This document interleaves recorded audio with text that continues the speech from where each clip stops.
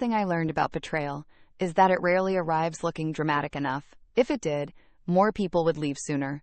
Most betrayal shows up as small paperwork, receipts, rescheduled meetings, a new passcode, a joke that lands sideways, a version of your partner's face that looks exactly the same as yesterday, which somehow makes your own instincts feel theatrical. By the time I knew for sure that my husband Kareem was sleeping with someone else, my body had already known. It had been trying to file an internal report for months. Nothing Hollywood. No lipstick collar, no perfume scene, no stranger's earring in my car, just a long procession of tiny edits. He became more patient with his phone than with me. He started taking work calls from the balcony when his job had never once required fresh air. He laughed alone at messages and then corrected his face before looking up. He cared suddenly, obsessively, about the gym again. Not in a health way, in a theatrical redemption way, like he was trying to become visible to a version of life that existed just outside our apartment. I noticed all of it. I also explained all of it away. That is what marriage can do to intelligent women. You do not become stupid. You become invested in a reality that would be expensive to replace. We had been together 8 years, married 4. Long enough to have joint passwords, shared tax headaches, and a couch chosen during a period when we still said our style, like that phrase meant the future was stable. Our problems, if you asked outsiders, would have sounded ordinary. We were both tired, his hours stretched, mine folded inward. We spoke in logistics more than tenderness. We had not become cruel to each other, which, I would later learn, can actually make cheating harder to detect. Cruelty at least announces that something is rotting. Polite distance just tells you to keep functioning. The first real crack came on a Thursday. He left his tablet on the dining table when he went downstairs to take a delivery. A message banner slid across the screen. No heart emoji, no obvious sex, nothing so blatant, just, tell me if Saturday still works, I can say I'm with Noor. I stared at it long enough that the words lost grammar. Saturday still works, I can say I'm with Noor. People think moments like that come with thunder. They don't. They come with fluorescent kitchen light and the stupid awareness that your tea is getting cold. I picked up the tablet, already bargaining with the universe. Coworker. Surprise party. Someone hiding from strict parents. Anything boring. Please let it be boring. It was not boring. I did not have to search much. That is the humiliating part. Once secrets reach a certain size, they stop hiding carefully. They start assuming your loyalty will finish the job. There were weeks of messages. Photos not explicit enough to be pornographic, but intimate enough to erase any possible confusion. Private jokes. Scheduling. A hotel confirmation forwarded, then deleted from one thread but still alive in another. A complaint from her that he had become too nervous about being seen before the wedding. Before the wedding? That phrase rewrote everything. Not our wedding. Hers. The woman's name was Dahlia. At first I didn't know who she was beyond that. Then I kept reading, which is how I learned that she was engaged, that her fiancé's name was Nabil, that their ceremony was in less than 7 weeks, and that my husband was not an accidental distraction who wandered into her life after vows were already booked. He was part of the deception architecture. They discussed guestless dress, they joked about cake tastings, they mocked how sentimental Nabil was. She sent a photo of seating samples. Kareem replied, "Imagine if he knew who you texted after picking fonts." I think something in me went cold right there. Not because I discovered new information, but because I discovered the mood of the affair. This was not two miserable people making one catastrophic mistake. It was recreational dishonesty, a parallel world built on the pleasure of getting away with contempt. When Kareem came back upstairs, I had already taken photos of everything with my phone. I remember that detail because it made me feel like two people at once. The woman whose marriage had just torn, and the woman already preparing for the next argument with documentation. He saw the tablet in my hand and knew immediately. There is a very specific expression people make when the cost of lying suddenly becomes calculable. He didn't deny it. He went straight to scale reduction. It's not what you think. A sentence that should be retired by law. I asked how many times. He said that wasn't the point. I asked if he loved her. He said love had nothing to do with it. I asked if she was really about to get married. He rubbed both hands over his face. and said, "Please do not drag someone else into this." Someone else. As if Nabil were a side effect, not one of the central victims. I asked whether Dalia's fiancé knew. He said no. I asked whether Dalia planned to tell him. He said it's complicated. Complicated, I discovered, is another elegant word for no, and we were hoping time would solve the ethics for us. Kareem spent the next 2 hours trying on every available script. It was over. It meant nothing. He had been lonely. Dalia was confused. He was going to end it. He had been scared. He did not want to destroy more lives. He wanted to handle this privately. He wanted to protect me. Protect me. There should be an award for the confidence of cheating men who think managing their own exposure counts as care. I asked the only question that actually mattered to me by then. Was anyone going to tell him? He sat down hard in the kitchen chair. The performance fell away for a second. Not remorse, just fatigue. He said, "I don't know." I said, "That means no." He said, "Please don't be vindictive." That was the moment the argument clarified itself. Not because I suddenly became certain what I would do. I wasn't. I spent 3 full days inside that uncertainty. But because he had revealed the moral map he was using. To him, my pain was negotiable. His marriage was maybe salvageable. Dalia's wedding was a schedule. And the only urgent ethical line in the whole disaster was whether I would preserve the comfort of the man she was about to marry under false pretenses. For 3 days, I lived in evidence. I barely slept. I went to work, answered emails, nodded at people, and returned home to my phone camera roll like it was a second bloodstream. I told my older sister first. Then my best friend Hannah. Then, reluctantly, my mother, who immediately wanted to call every aunt in our bloodline and weaponize collective shame like a medieval institution. I told all 3 the same thing. I did not know whether telling Nabil would be moral or vengeful or both. And if it was both, did that cancel it out? That is the question nobody admits out loud. They talk about motives like a truthful action becomes false if your heart is ugly while doing it. But human motives are almost never clean, especially in the blast radius of betrayal. Of course I was angry. Of course humiliation was in the room. Of course part of me wanted the parallel wedding world that had benefited from my silence to feel, immediately, what immediacy feels like. But another part of me, the part that would not sit down, kept returning to a simpler fact. If I had been engaged to a man whose side life was currently being protected by some stranger's politeness, I would want the stranger to choose my reality over my comfort, not my timeline. Reality. People confuse those on purpose. My sister said, "If you tell him, no one will ever believe it's not revenge." I said, "What if it is revenge plus truth? Does the truth stop mattering?" She had no answer. Hannah, who is blessed with a kind of moral clarity that can sound rude only because most people are used to fog, said, "Would you want to marry someone next month who was sleeping with someone else this month? Start there. Everything else is aesthetics." Aesthetics. Exactly. That is what wedding culture does to truth. It turns the timing of honesty into a style question. Don't ruin the day. Don't embarrass the family. Don't create a scene. Don't blow things up. As if the explosion begins when the truth becomes audible, not when the lie becomes structural. On the 4th day, I found Nabil. Not physically, digitally. He was easy enough to identify once I had a last name, a university, and an engagement photo that Dalia herself had once sent my husband with the caption, "Everyone thinks this is the happiest season of my life." That message made me nauseous all over again. Not because it was poetic. Because it was efficient. People living double lives often get almost lyrical about the very illusions they are maintaining.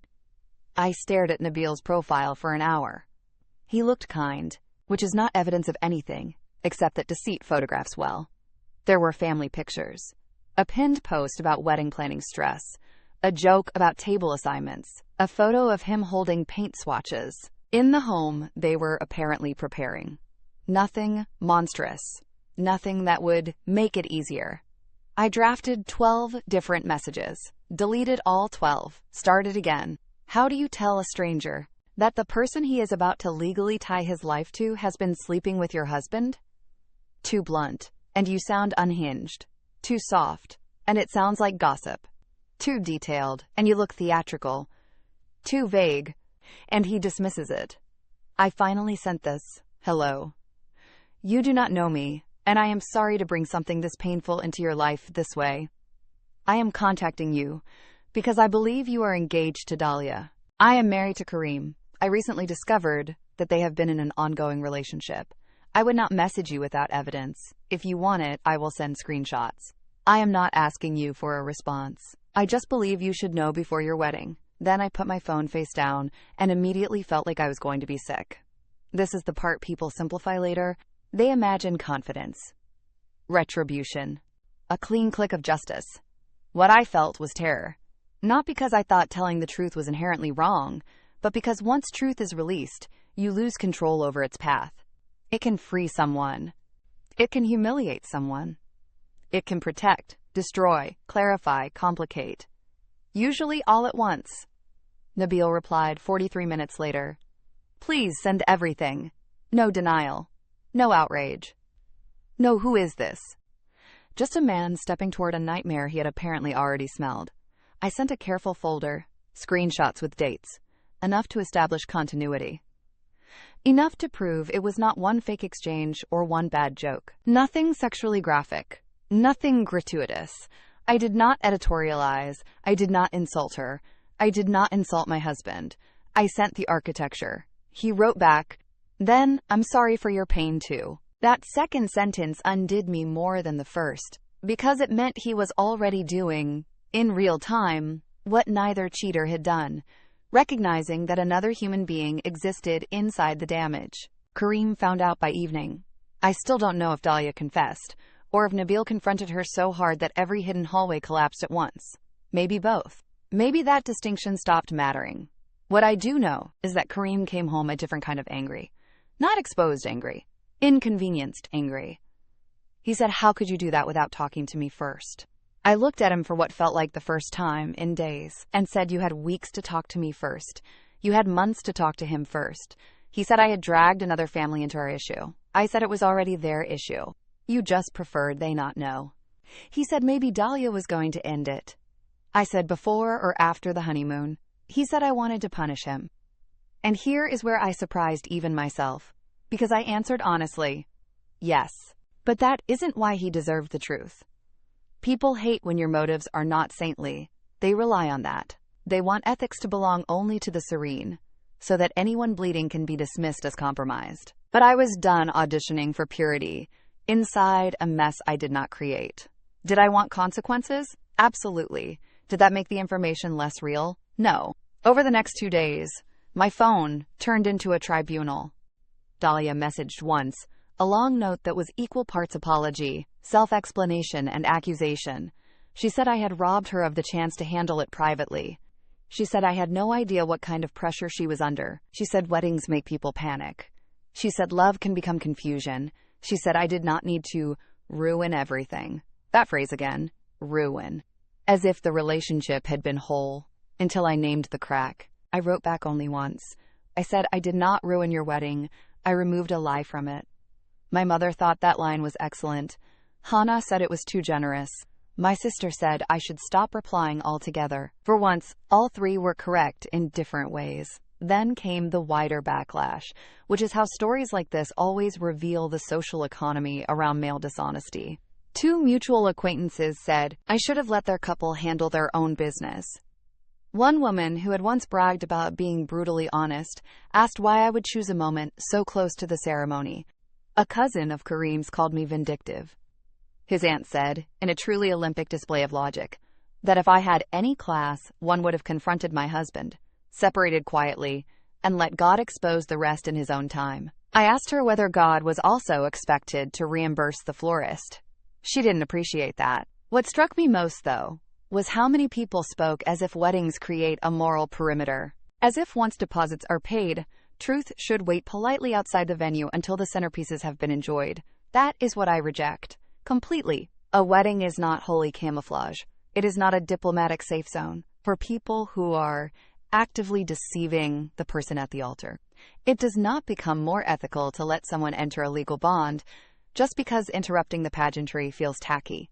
If anything, the closer the ceremony, the more urgent the truth becomes.